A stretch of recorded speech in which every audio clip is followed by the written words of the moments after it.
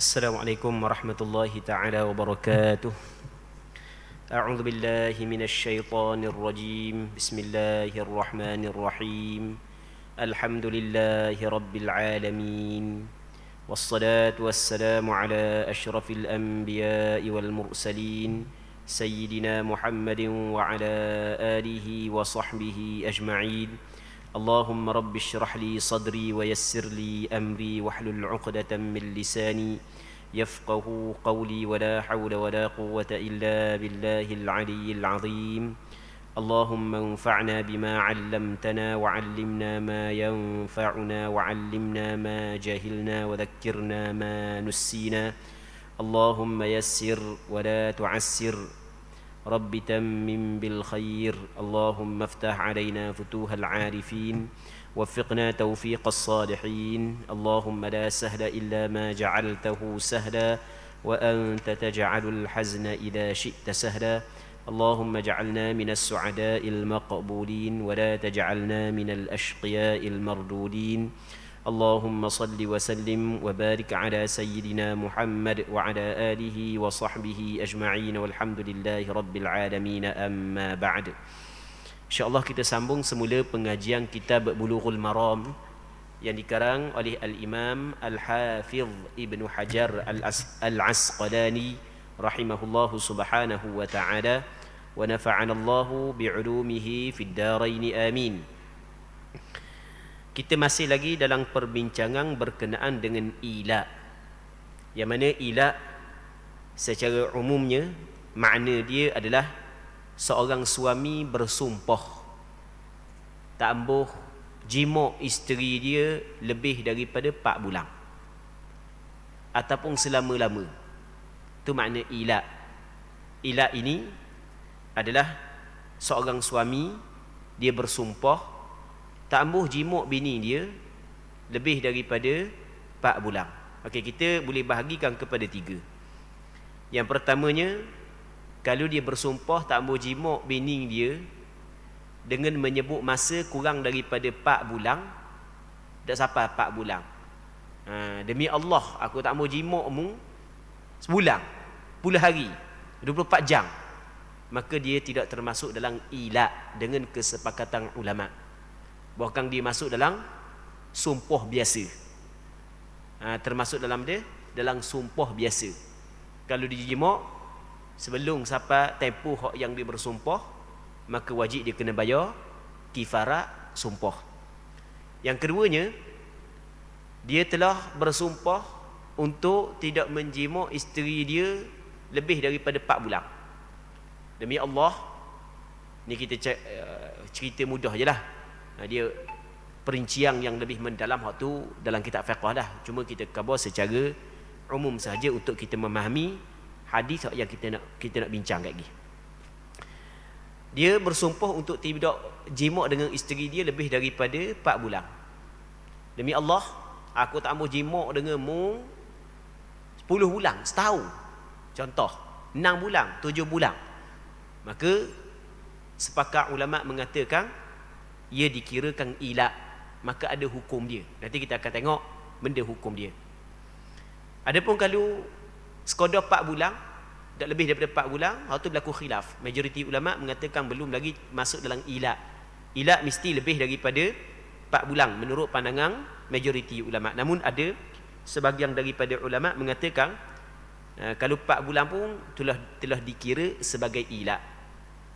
Baik, muslimin muslimat yang dirahmati oleh Allah Subhanahu wa taala. Ila ini bersumpah untuk tidak mendekatkan isteri adalah suatu benda yang dilakukan oleh puak jahiliyah dulu sebelum daripada datangnya Islam.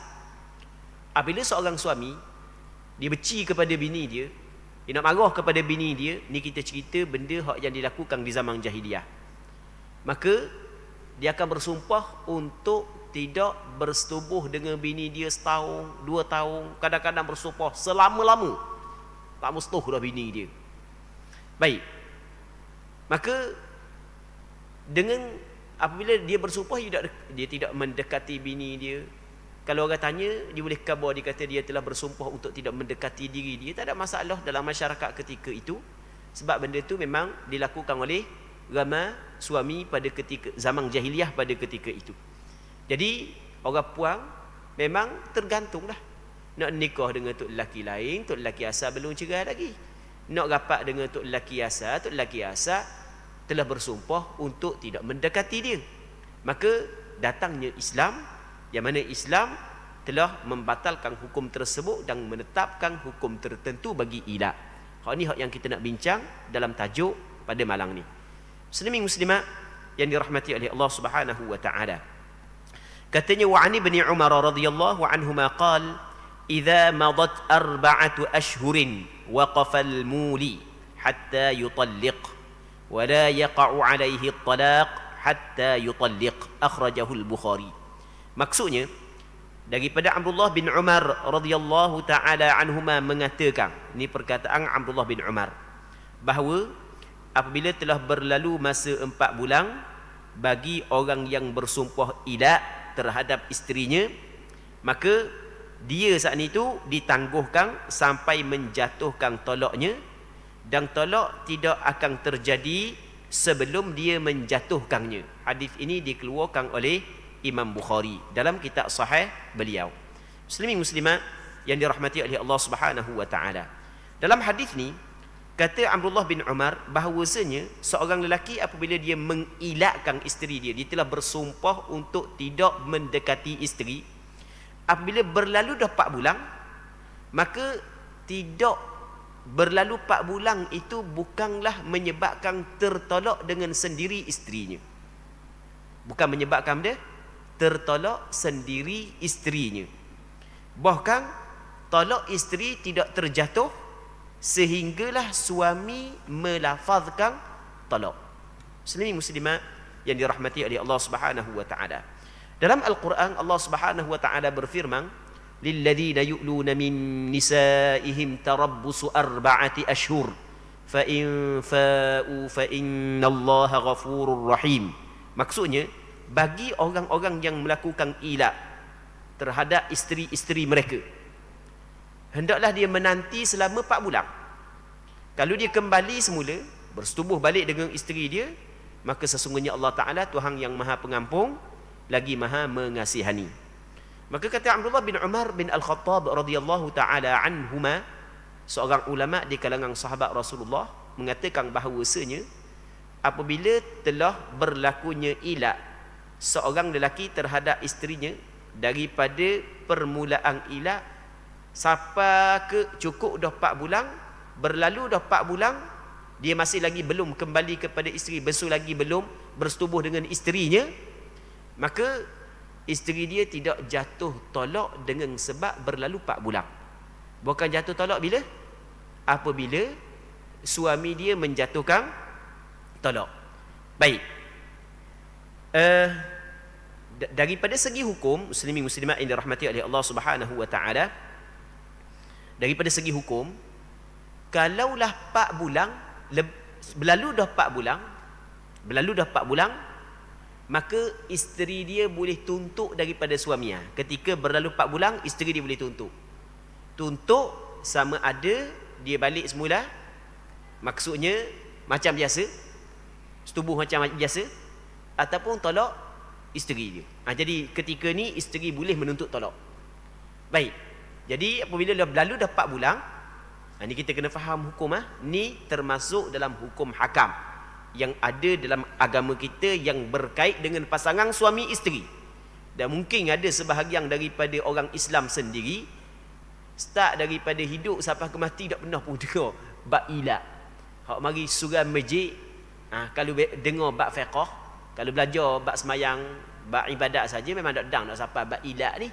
Melainkan kalau hak yang didedahkan dengan bab perkahwinan, bab talak, bab ila, barulah mereka akan dengar perbahasan yang berkait dengan ila. Ni termasuk dalam hukum hakam yang ada dalam agama kita. Baik.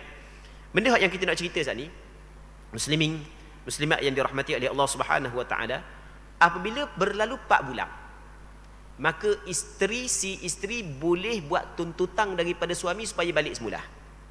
Balik semula. Baik semula, setubuh balik. Baik. Ataupun kalau suami tak mahu juga, isteri boleh buat tuntutan tolak. Kalau suami tak mau baik mula, maka isteri boleh angkat kes ni kepada qadi, kepada hakim. Baik, kepada sultan, kalau zaman sultan hak yang menetapkan hukum, kepada hakim khabar, maka hakim pun tekan kepada si suami supaya setubuh balik dengan isteri. Kalau tak setubuh, hakim tekan kepada suami supaya tolak isteri. Kalau tak mau tolak juga, maka hakim yang menjatuhkan tolak isteri.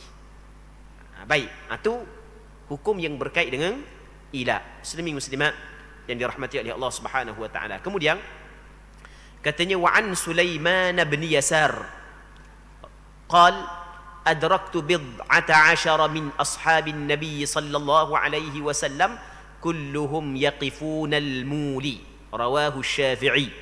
Sulaiman bin Yasar, seorang ulama di zaman tabi'in, telah mengatakan aku telah menjumpai belasan dari kalangan sahabat Rasul, ramai belasan orang, berbelah-belah orang. Aku menjumpai sahabat Rasulullah sallallahu alaihi wasallam ramai berbelah-belah orang, semuanya memberi masa tangguh kepada lelaki yang bersumpah ilat terhadap isterinya. Maksudnya bagi tangguh kepada dia sehingga cukup 4 bulan. Apabila cukup 4 bulan, maka sebagaimana hak yang kita cerita tadi. Baik, kemudian wa an ibn Abbas radhiyallahu anhuma qala kana ila'ul jahiliyyati as-sanata was-sanatayn fawaqqata Allahu 4 ashhur fa in kana aqalla min 4 ashhur falaysa bi ila, akhrajahu al-Baihaqi. Daripada Abdullah bin Abbas radhiyallahu taala anhuma telah mengatakan bahawa dulu pada zaman jahiliyah sumpah ilah berlaku selama 1 atau 2 tahun di zaman jahiliyah dulu. Kemudian Allah Ta'ala membatasi waktunya menjadi 4 bulan. Allah Ta'ala mengizin 4 bulan. Lebih daripada 4 bulan tak boleh. Sekadar 4 bulan sahaja. Baik, kenapa Allah Ta'ala mengizinkan? Kerana ada sebahagian daripada perempuan, dia barulah terdidik, barulah menerima didikan apabila dijauhi oleh suami dia. Ada sebahagian daripada orang puang lagu tu. Ada sebahagian daripada orang puang, masa ada suami saat ni tu nyebalah sokmo. Dia balah, dia tak nampak kebaikan hak yang diberikan oleh suami kepada dia. Ni sebahagian daripada orang puang, bukan semua, kita cerita sebahagian. Baik, dan sebahagian ni bukan hamba cerita ni cerita reka tak. Memang benda ni benda hak yang berlaku. Ada sebahagian daripada perempuan, baik, dia tidak melihat kebaikan hak yang dilakukan oleh suami dia.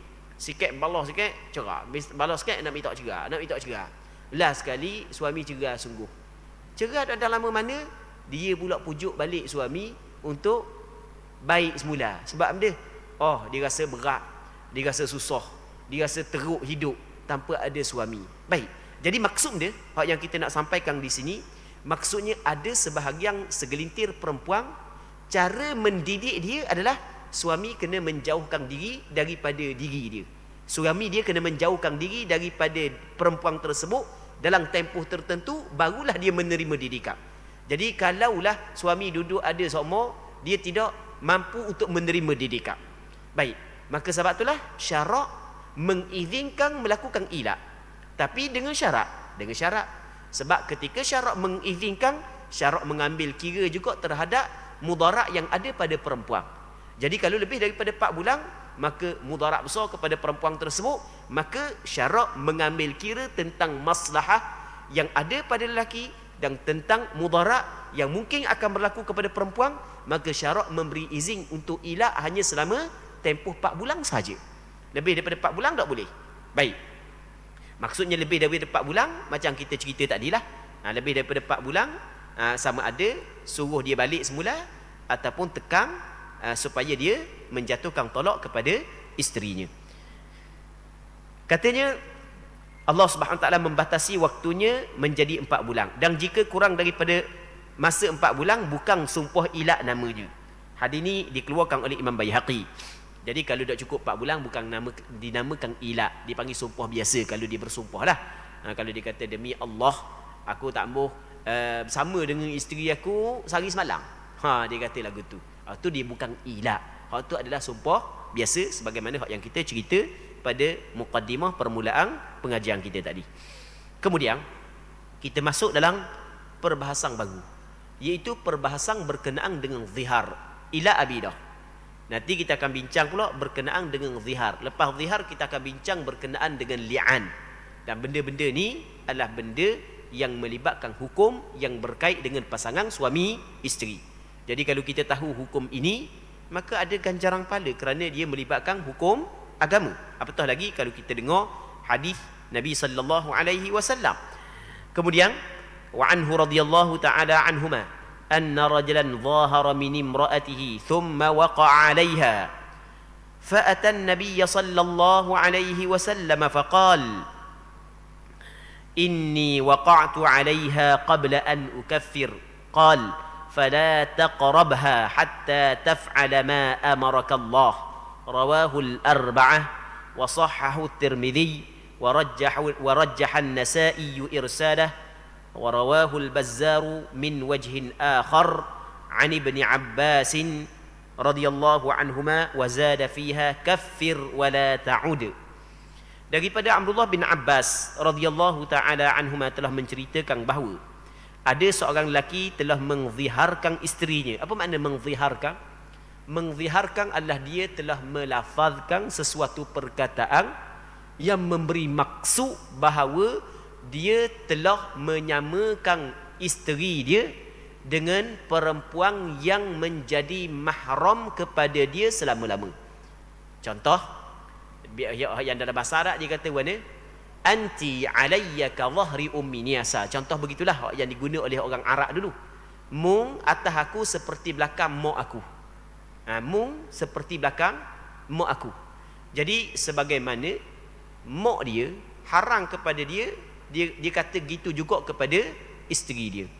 Yang mana perkataan itu digunakan oleh masyarakat jahiliyah dulu untuk menceraikan dan untuk mentolakkan isteri. Digunakan perkataan tersebut untuk menjatuhkan talak terhadap isteri. Baik, perkataan tersebut. Namun apabila datangnya Islam, Islam yang pertama melarang. Allah Subhanahu wa taala dalam Al-Quran melarang daripada melafazkan perkataan tersebut oleh suami. Suami dilarang melafazkan perkataan tersebut. Sehingga Allah Subhanahu wa taala menyebut dalam Al-Quran wa innahum la yaquluna munkaram minal qawli wa zura. Sesungguhnya mereka itu berkata suatu perkataan yang mungkar, perkataan yang dusta, perkataan yang buruk. Jadi perbuatan suami melafazkan lafaz zihar adalah diharamkan di dalam agama. Apabila dia melafazkan juga, maka ada hukum-hukum yang terjadi daripada perkataannya itu. Muslimin muslimat yang dirahmati oleh Allah Subhanahu wa taala. Kemudian katanya ada seorang lelaki telah mengziharkan isterinya. Namun sesudah itu dia menyetubuhinya. Maka dia datang kepada Nabi sallallahu alaihi wasallam untuk bertanyakannya. Sesungguhnya aku telah menyetubuhinya sebelum membayar kifarat. Baginda sallallahu alaihi wasallam menjawab, jangan kamu dekati lagi isterimu sebelum melakukan apa yang diperintahkan oleh Allah Subhanahu wa taala kepadamu. Hadis ini diriwayatkan oleh 4 orang ulama hadis, termasuklah Imam Abu Daud, Tirmizi, Imam An-Nasa'i, Imam Ibn Majah, dan hadis ini dinilai sahih oleh Imam Tirmizi. Namun Imam An-Nasa'i menilai hadis ini sebagai hadis mursal. Baik, hadis mursal maksudnya hadis yang terputus sanad. Al-Bazzar meriwayatkan hadis ini melalui jalur yang lain daripada Abdullah bin Abbas. Namun dalamnya ada penambahan, bayarlah kifarat ziharmu dan jangan kamu ulangi lagi. Muslimin muslimat yang dirahmati oleh Allah Subhanahu wa taala. Orang yang telah mengziharkan isterinya, orang yang telah melafazkan suatu perkataan yang mana perkataan tersebut memberi maksud dia menyamakan isteri dia dengan mak dia, dengan mak dara dia, dengan adik-beradik dia. dengan tujuan untuk mengharamkan isteri dia ke atas diri dia, perbuatan tersebut hukum dia adalah haram. Sebagaimana hak yang kita cerita, orang hak yang melafazkan perkataan tersebut kepada isteri dia, dia tidak boleh mendekati isteri dia melainkan setelah daripada dibayar kifarah ataupun kafarah yang besar, kafarah yang dinamakan sebagai kafarah zihar.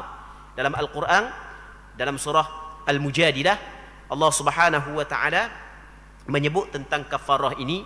Kata Allah Subhanahu wa taala, walladzina yudhahiruna min nisaihim thumma ya'uduna lima qalu fatahriru raqabatin min qabli an yatamassa.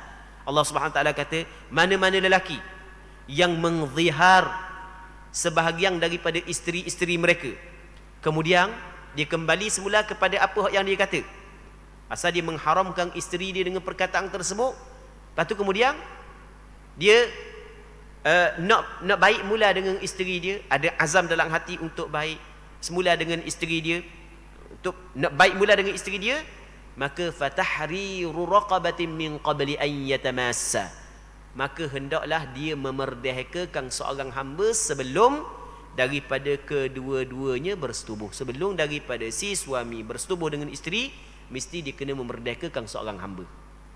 Jadi hukumnya, sebelum daripada dia nak rapat balik dengan isteri, nak bersetubuh balik, mesti dia kena bayar kifarah, denda. Dia kena merdekakan seorang hamba. Dah seleni mana ada hamba. Kalau tidak ada hamba, faman lam yajid fasiyamu syahrain mutatabi'ain min qabli an yatamassa. Kalau tak ada hamba, maka hendaklah dia puasa 2 bulan berturut-turut sebelum daripada dia bersetubuh dengan isteri dia. Kena puasa 2 bulan berturut-turut. Maksud dia 2 bulan berturut-turut, dia kena puasa 2 bulan. Kalau sekiranya terputus tatabu' berturut-turut, dia start mula. Baik. Oh, teruk je. Dema tengok teruk daripada segi hukuman, dema tengok kepada kesalahan hak yang dema lakukan. Kesalahan hak yang dema lakukan, begini hukum dia. Dan kalau teruk, jangan buat kesalahan. Payah benda. Jangan buat benda kesalahan. Baik, mesti kena puasa 2 bulan berturut-turut. Kemudian, kalau tidak mampu untuk puasa 2 bulan berturut-turut, Allah Subhanahu wa taala menyebut dalam Al-Quran, faman lam yastati' fa it'amu 60 miskina. Kalau dia tidak mampu puasa 2 bulan berturut-turut. Tidak mampu ni bukan malah, dia malah lain, tidak mampu lain. Tidak mampu tua dah. Siapa kalau puasa kau siapa ke tengah hari kenaling gitu. Tak nak bangun. Contoh. Tapi mulut mulut tu. Tua tenaga je mulut macam orang muda. Lacos macam mulut. Baik.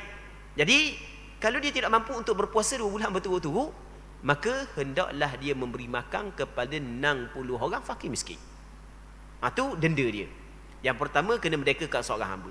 Tak ada hamba, barulah pergi kepada puasa 2 bulan berturut-turut. Tidak mampu untuk berpuasa 2 bulan berturut-turut, tak mampu, barulah pergi kepada memberi makan kepada 60 orang fakir miskin. Baik. Jadi orang lelaki ni, dia melakukan zihar kepada isteri dia. Kemudian dia sebelum daripada bayar kifarat, dia bersetubuh dah dengan isteri dia. Maka Rasulullah kata, jangan kamu mendekati isterimu. Rasulullah larang. Jangan, lepas ni jangan kamu mendekati isterimu sehingga mu kena buat benda yang Allah Ta'ala perintah, baru boleh mendekati isterimu. Baik. Kemudian وعن سلمة بن صخر قال دخل رمضان فخفت أن أصيب امرأتي فظاهرت منها فانكشف لي منها شيء ليلة فوقعت عليها فقال لي رسول الله صلى الله عليه وسلم حرر رقبة. قلت ما أملك إلا رقبتي. قال فصم شهرين متتابعين. قلت وهل أصبت الذي أصبت إلا من الصيام؟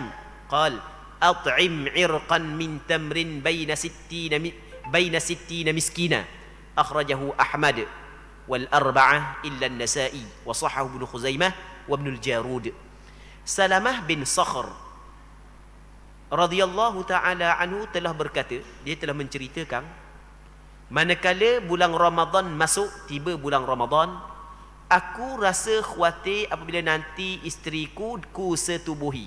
Jadi ada seorang sahabat Rasulullah sallallahu alaihi wasallam, dia ni orang hak yang kuat nafsu lah sikit, biasa dah orang lelaki biasalah gitu. Baik. Jadi apabila masuk bulan Ramadan, menjadi kewajipan kepada setiap orang mukallaf, setiap mukallaf, tak kira lelaki ke puang, orang puang hak yang suci daripada haid dan nifas, orang lelaki secara umumnya kalau dia mukallaf, menjadi kewajipan kepada dia untuk berpuasa. Antara perkara yang membatalkan puasa adalah bersetubuh dengan isteri. Antara perkara yang membatalkan puasa adalah bersetubuh dengan isteri. Jadi masuk bulan Ramadan, tak boleh nak setubuh dengan isteri. Manakala Salamah bin Sakhr ni memang dia kuat bersetubuh dengan isteri. Dia pun mari rusing dah lah, kata sudah lah, lama kan bersetubuh dengan isteri kan, bulan Ramadan ni nak buat wan dia. Dia pun cuba membebankan kepada diri dia agar tidak bersetubuh dengan isteri dia dengan cara dia mengziharkan isteri dia. Cara tak kena.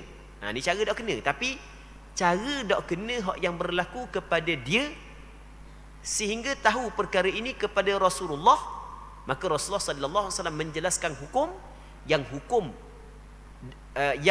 hukum itu termaktub dalam kitab fiqh berdasarkan kepada peristiwa yang berlaku ataupun yang dilakukan oleh dia. Jadi ada hukum yang sampai kita dapat tahu kerana perbuatan hak yang pernah dilakukan oleh dia pada suatu ketika dahulu. Baik. Jadi dia pun melakukan zihar kepada isteri dia. Dia mengharamkan isteri dia dengan dia melafazkan perkataan, dia menyamakan isteri dia dengan mahram dia. Baik.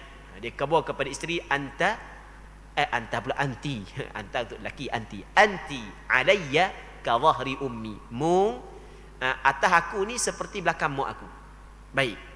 Dia telah mengziharkan isteri dia. Tujuan dia mengziharkan isteri dia adalah dia bimbang dia bersetubuh dengan isteri dia daripada bulan Ramadan ketika sedang berpuasa, yang menyebabkan batal puasa dia dan berlaku perkara yang berlaku dosa besar pula kepada dia. Baik. Kemudian lepas daripada dia zihar, kemudian katanya dan cara untuk menghindarinya terpaksa aku mengziharnya. Namun pada suatu malam, sebahagian daripada aurat isteriku terbuka membuatku tidak tahan. Dia balik di rumah, tengah malam, isteri dia duk hidang makanan apa semua sekali, adalah terbelah, pakai kain belah. Isteri pun dia pandai. Jadi nampaklah benda peha apa semua sekali tu. Kawan ni memang hak yang memang benda kuat bersetubuh dah. Jadi tengok bini malang tu tak tahan. Maka akhirnya ku setubuhi juga dia. Jadi berlaku juga persetubuhan sedangkan dia telah ziharkan isteri dia. Setelah itu ku laporkan kejadian itu kepada Rasulullah sallallahu alaihi wasallam. Baginda bersabda kepadaku, merdekakanlah seorang hamba. Merdekakanlah seorang hamba. Aku menjawab, aku tidak punya kecuali hanya diriku sendiri. Rasul kata mana? Merdekakan sebatang tubuh. Rasulullah, aku tak ada, aku akan ada tubuh aku je. Aku ada tubuh aku je. Maksud aku tidak memiliki hamba untuk aku merdekakannya. Baik. Kemudian kata baginda sallallahu alaihi wasallam bersabda, puasalah selama 2 bulan berturut-turut. Puasalah. Aku menjawab, bukankah pelanggaran yang telah kulakukan hanya kerana puasa? Jadi aku sebenarnya telah mengziharkan isteriku adalah untuk mengelak daripada aku bersetubuh dengan isteriku yang menyebabkan rosak puasa aku, dan aku wajib kena puasa 2 bulan berturut-turut. Kan orang yang membatalkan puasa Ramadan, sedangkan puasa Ramadan itu diwajibkan kepadanya, dia membatalkan melalui persetubuhan dengan sengaja, wajib dia kena bayar kafarah yang besar. Yang pertama sekali, dia kena memerdekakan hamba. Yang keduanya, dia kena puasa 2 bulan berturut-turut. Jadi kata dia, hamba ni sebab kena puasa dah. Okey, baik. Baginda bersabda, kalau begitu, beri makanlah 60 orang miskin dengan sebekas daripada tamar. Rasul kata, okey, mung bagi makan sebekas daripada tamar, diberikan kepada 60 orang miskin.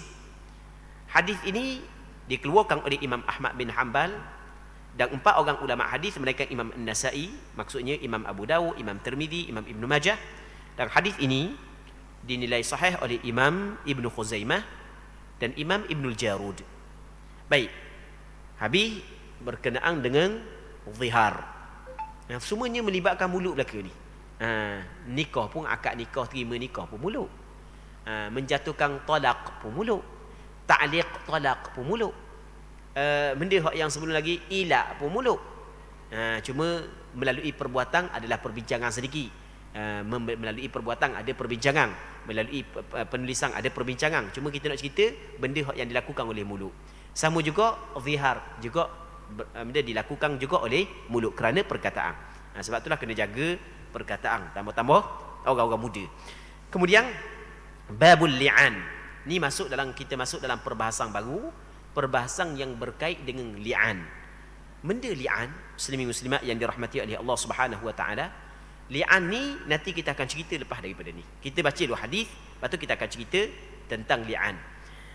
Ani bin Umar radhiyallahu anhuma qala sa'ala fulanun faqal ya Rasulullah ara'aita an law wajada ahaduna imra'atahu ala fahishah kayfa yasna' in takallama bi amrin 'azim wa in sakata ala mithli dhalik falam yujibhu falamma kana ba'da dhalik atahu faqal innal ladhi sa'altuka anhu qad ibtulitu bih فأنزل الله الآيات في سورة النور فتلاهن عليه ووعظه وذكره وأخبره أن عذاب الدنيا أهون من عذاب الآخرة قال لا والذي بعثك بالحق ما كذبت عليها ثم دعاها النبي صلى الله عليه وسلم فوعظها كذلك قالت لا والذي بعثك بالحق إنه لكاذب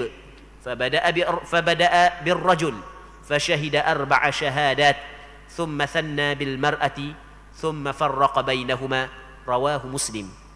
Abdullah bin Umar radhiyallahu taala anhuma telah menceritakan bahawa ada si fulan, maksud si fulan adalah seorang sahabat Nabi sallallahu alaihi wasallam yang tidak disebut nama dalam hadis ni. Namun di sana ada riwayat yang lain menyebut nama dia. Si fulan pernah bertanya, wahai Rasulullah, bagaimana pendapatmu seandainya seorang di antara kami menjumpai isterinya berbuat perkara yang keji, maksudnya berzina. Apakah yang harus dilakukannya? Kerana jika dia berbicara bererti dia mengungkapkan perkara yang sangat memalukan.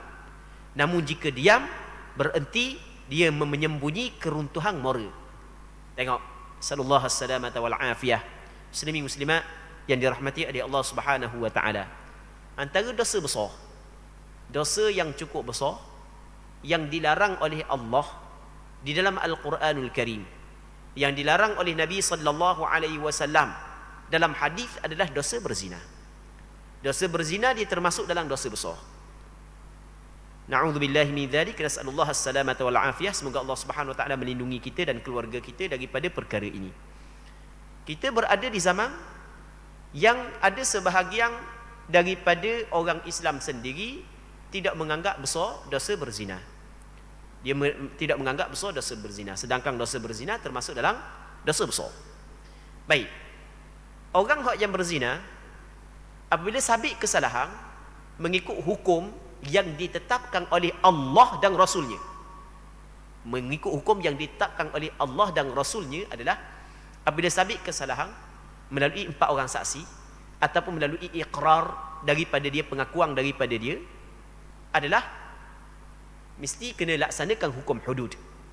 Hukum hudud bagi orang hak yang berzina, kalau dia belum lagi berkahwin adalah kena rotang sebanyak 100 rotang.